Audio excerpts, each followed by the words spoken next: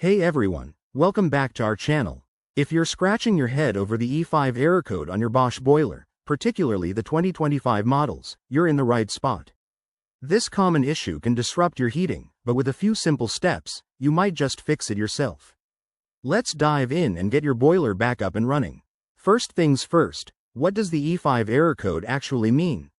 In Bosch boilers, E5 typically points to problems with the flame detection or ignition system. This could stem from a faulty igniter, issues with the gas supply, low water pressure, or even a blocked flue. Don't panic. Most of these are straightforward to check. Before we get started, a crucial safety reminder: always switch off the power and gas supply to your boiler before any inspection.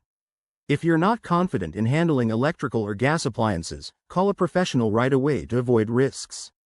Okay, let's troubleshoot. Step 1. Check your power supply. Make sure the boiler is plugged in and that your circuit breaker hasn't tripped.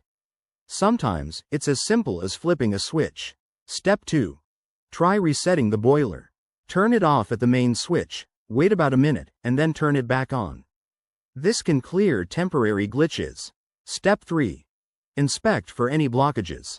Look at the flue and air intake to ensure nothing's obstructing airflow, as this is a frequent cause of ignition problems. Step 4. Verify the water pressure. If it's below 1 bar, you'll need to top it up using the filling loop. Once done, restart the boiler and see if the error clears. If none of these steps work, it might be a deeper issue like a faulty sensor or component. In that case, contact a certified Bosch technician for a proper diagnosis. There you have it, a quick guide to tackling the E5 error code. We hope this saves you time and hassle. If it did, hit that like button and subscribe for more home repair tips. Stay safe, and we'll see you in the next video.